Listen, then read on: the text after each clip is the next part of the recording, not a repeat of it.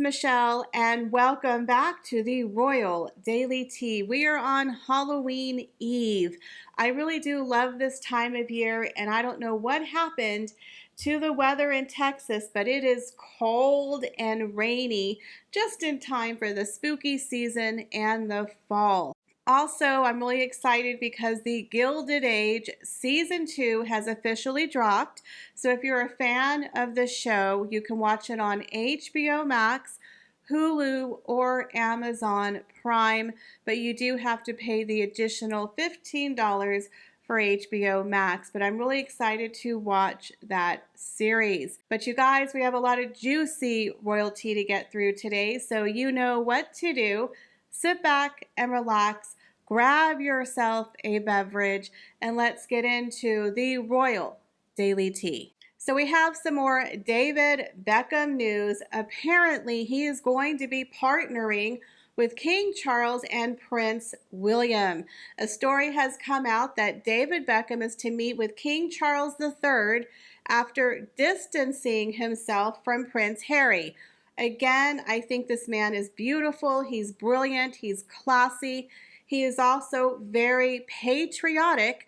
Now, we all know that he's after a knighthood, and rightly so. This man, in my opinion, deserves to be a knight. King Charles, get it together and give this man a knighthood.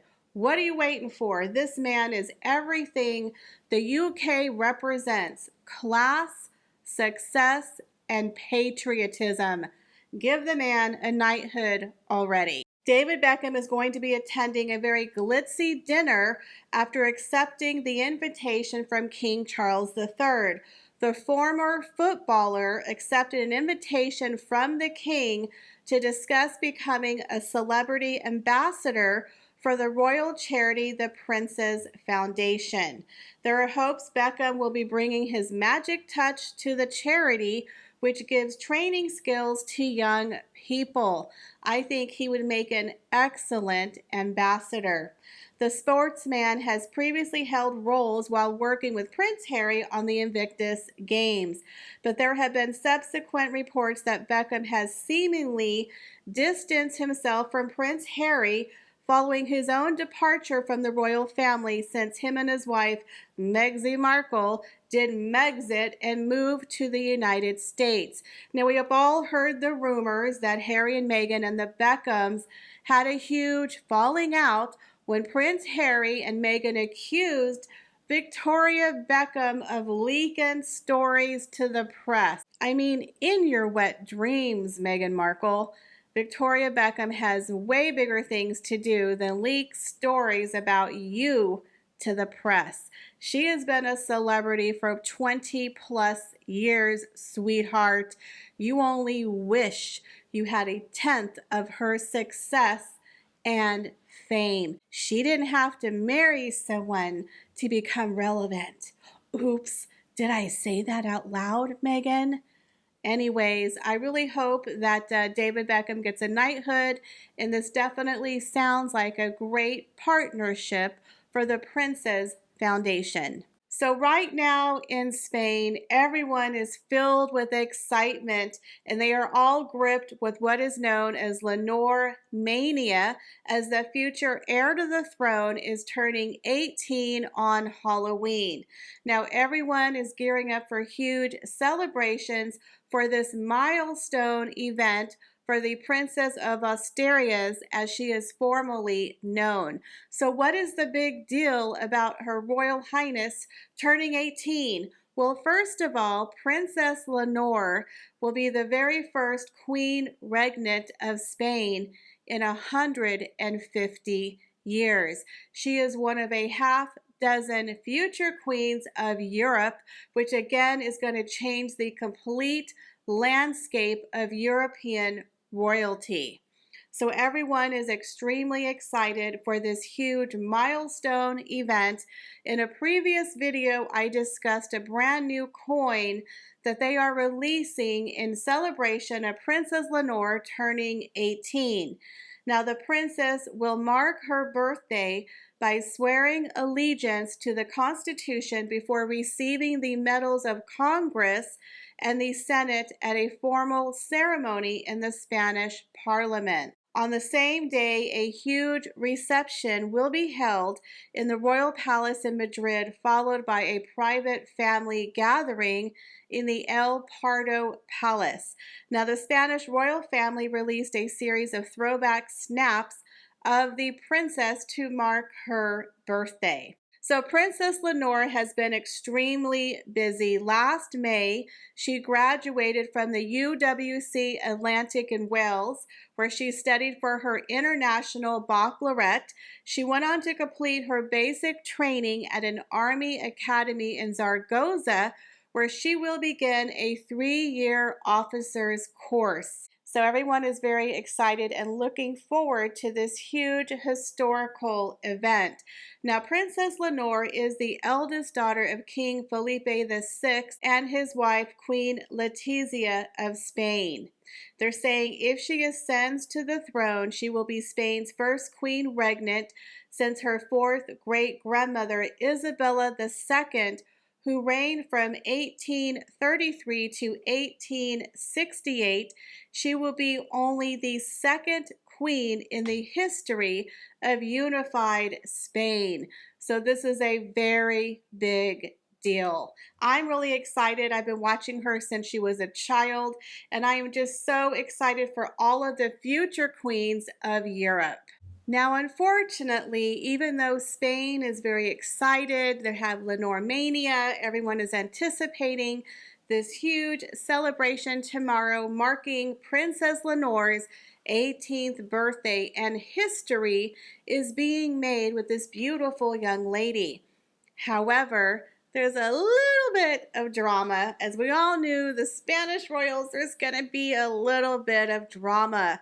Apparently, Queen Sofia of Spain broke down in tears at a Madrid engagement amid reports that she is not invited to her granddaughter Princess Leonor's swearing-in ceremony in Congress. Now, why in the world would the grandmother of the future Queen of Spain not be invited to this huge, formal, historical event? Well, I'm going to tell you. It's because of her husband, the former King of Spain, King Juan Carlos. That's right. Because of King Juan Carlos I, he had a huge scandal where he had to abdicate the throne in 2014 due to a certain mistress who received a certain gift of, 65 million euros. That's the gift that keeps on giving. I mean, I'm happy if I get a 2 for 20 at Applebee's, but hey, 65 million euros, cha-ching.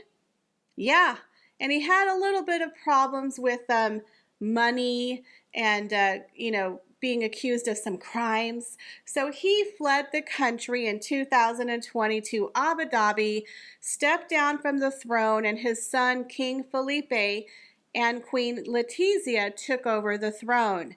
So a lot of people do not want to have Princess Leonor associated with the scandalous former king, and I can understand. But Queen Sophia, that she didn't do anything wrong, but they feel like, having the mother there and the father there is going to be too much of a negative distraction. But apparently she will be in attendance for the private family gathering, and so will King Juan Carlos as well.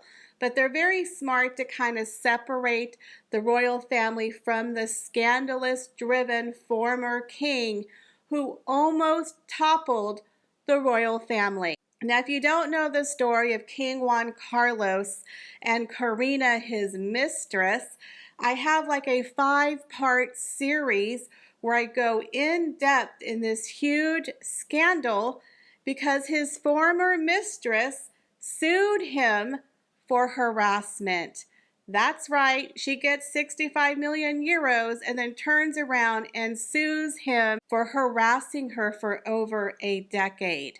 Now, I do have an update on Karina and the King. Unfortunately, earlier this month, Karina was suing King Juan Carlos in the UK. But the judge ruled that because the crimes didn't happen in that jurisdiction, she threw out the lawsuit. So now Karina is devastated. She has lost her case against the former king. He had immunity as the king up until 2014. So Karina was going after him for everything he did after 2014, but the judge felt she didn't have enough evidence to prove that these crimes and the harassment happened on UK soil. Most of it happened abroad in Spain, in France.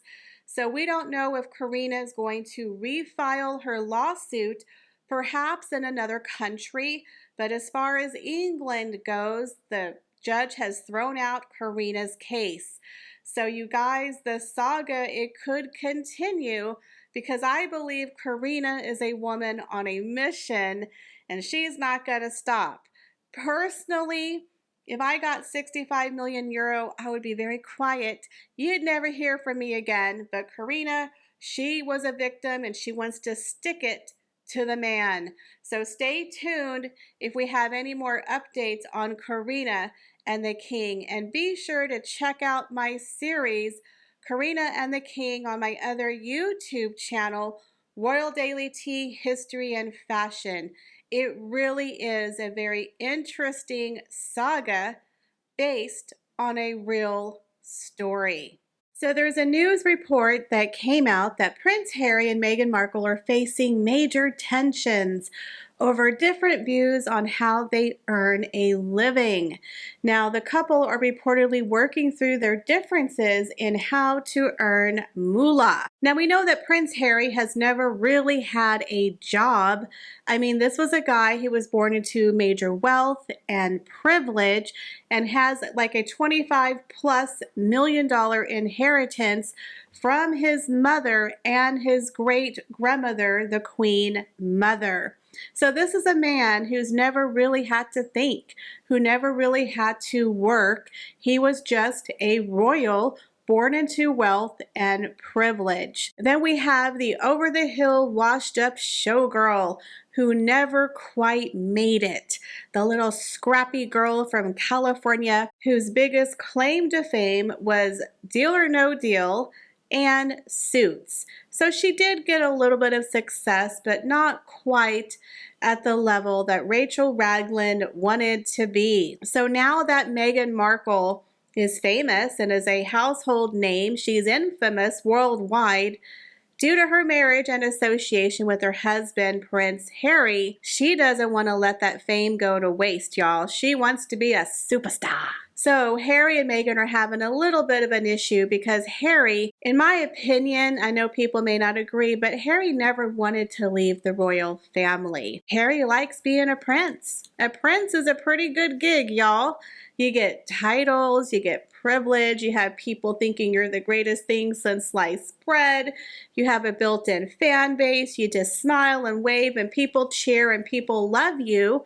And you never have to worry about where your money's coming from. It just magically appears in your bank account. Poof, it's magic. I have millions of dollars. Look at me. You get free little cottages, you get security, you get a lot of perks. I mean, what's not to love about being a royal? And let's be honest here, being a royal spare, he got the better end of the deal.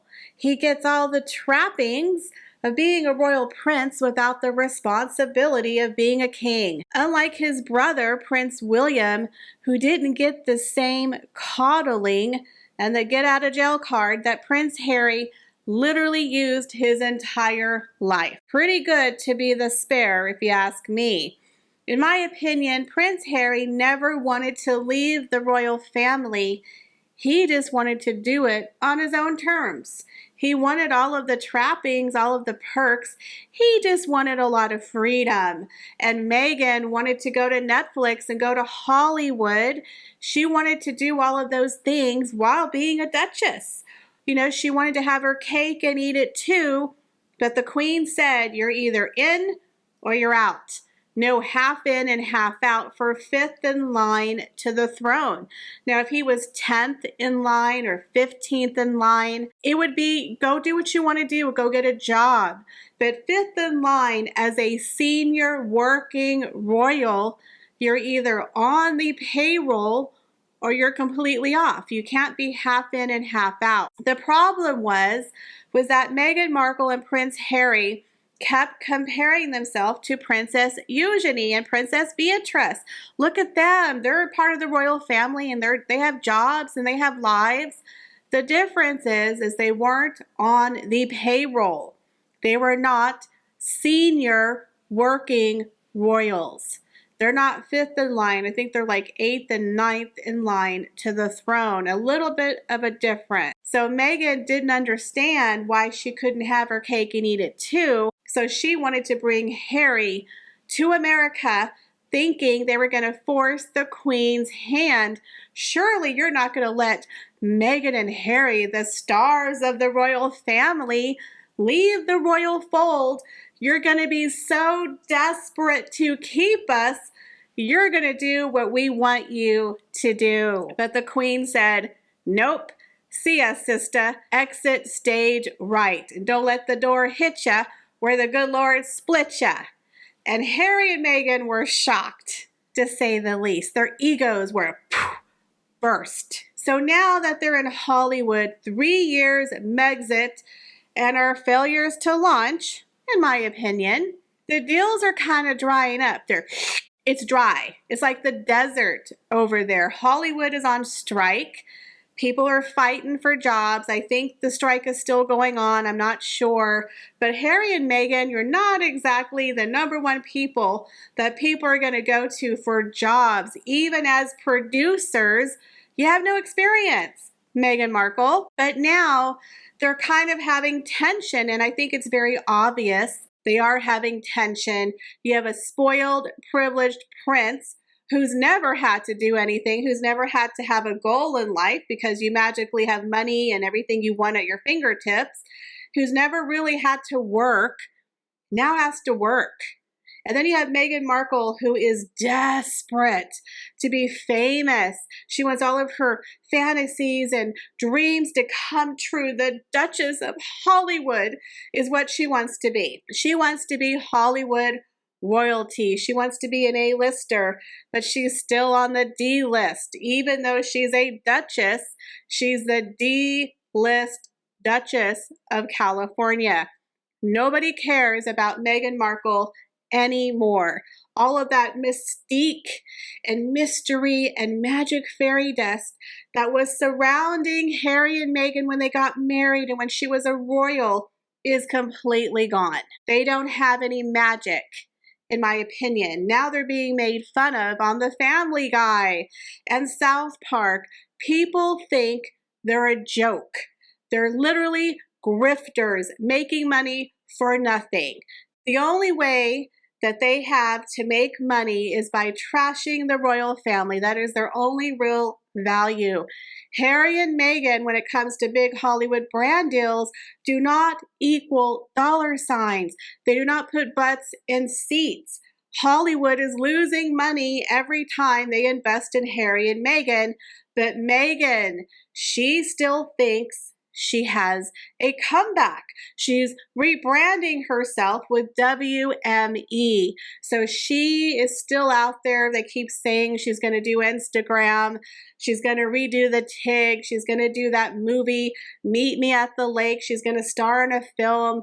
We don't know exactly what Meghan Markle is going to do, but is causing tension in her marriage with Prince Harry. Prince Harry doesn't want to do the Hollywood stuff. He doesn't want to do the fake award philanthropy. He wants to go off and do his own projects like the Heart of Invictus. There's a documentary in Africa he's trying to be a part of. Harry wants to go live out his passions, the same thing he did as a royal. But Meghan wants to be in Hollywood and she wants to compete with Julia Roberts and the Clooneys, and she's trying to be like Beyonce's new BFF, but it's not working. So it's causing a major problem in their marriage. And there's also the rumor that Prince Harry is looking for a UK residence. Again, I feel that Prince Harry is homesick. He misses his old life back in the UK because, again, what's not to miss about that wonderful cushy life that he had? And he still has his royal titles. He gave his children royal titles. He expected his daddy to foot the bill for his new life in America. Remember that $700,000 a year that he got cut off and he was upset about? This is a man who really thought his father and the country was going to support him when he left the royal family. This is his train of thought. He thinks I'm going to be a professional prince the rest of my life and I'm going to get free security and my daddy's going to pay all my bills and we're going to be living up in Hollywood and everything is going to be great. It don't work that way. If you're not a working royal son, you don't get paid. Right? So now you have Prince Harry who kind of wants to go back to his life of privilege, wants to do a little bit of charity because he doesn't really know how to have a job. He doesn't know how to work. Then you have Meghan Markle who definitely doesn't want to go back to the UK because people don't like her.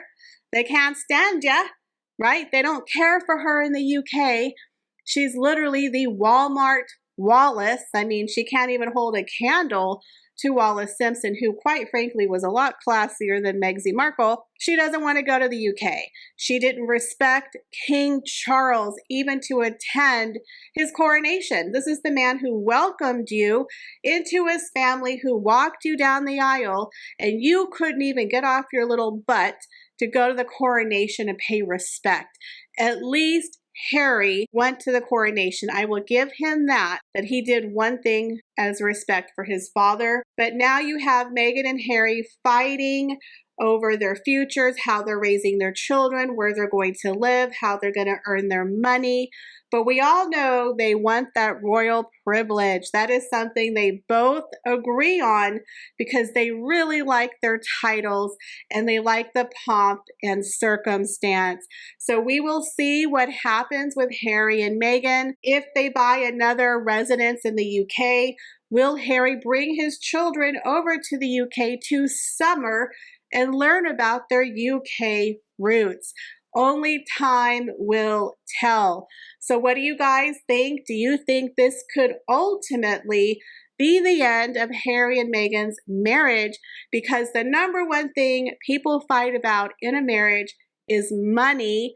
And the second thing is how to raise your children. So these two things could be major stressors for Harry and Meghan. Well, guys, that is all the royal news that I have for you today. Thank you so much for stopping by my channel, and I hope to see you in the next video. Please make sure you like, share, and subscribe because I'm trying to get to 30,000 subscribers by the end of the year. And if you have not, please go over and check out my second YouTube channel, Royal Daily Tea, History, and Fashion, and check out the Karina and the King series. Thanks for stopping by, and I'll see you in the next video. Bye, guys.